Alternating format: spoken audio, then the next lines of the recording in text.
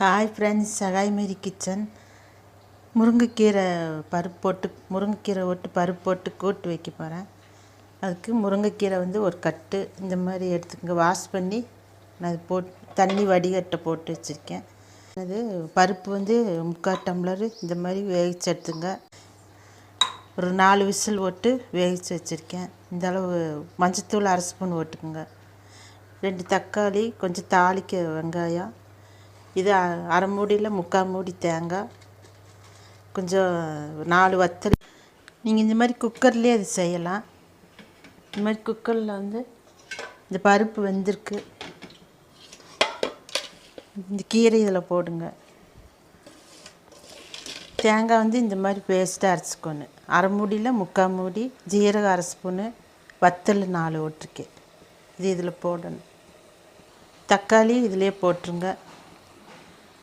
தண்ணி ரொம்ப ஊற்றக்கூடாது. 1/2 டம்ளர் ஊற்றிக்கோங்க.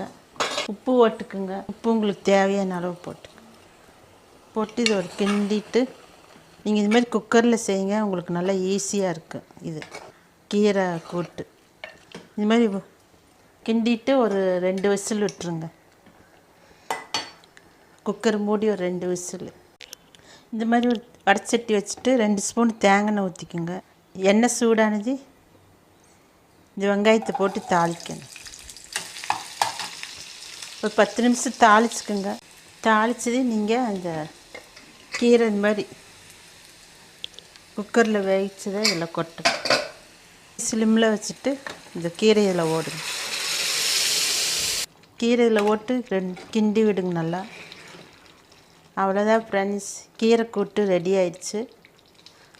நீங்கள் இந்த மாதிரி செஞ்சு குக்கரில் செஞ்சு சாப்பிடுங்க. நல்லா டேஸ்ட்டாக இருக்கும். இது சப்பாத்தி ரைஸ்க்கெல்லாம் சூடாக ரைஸுக்கு ஊற்றி நல்லா பிசைஞ்சு சாப்பிடுங்க. பிள்ளைகளுக்கெல்லாம் இந்த மாதிரி செஞ்சு விடுங்க. நல்லா விரும்பி சாப்பிடுவாங்க. முருங்கைக்கீரை இந்த மாதிரி செஞ்சு கொடுங்க. நல்லா டேஸ்ட்டாக இருக்கும்.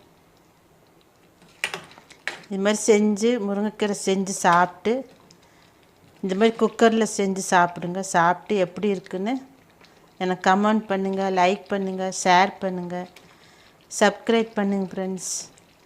Okay friends, thank you.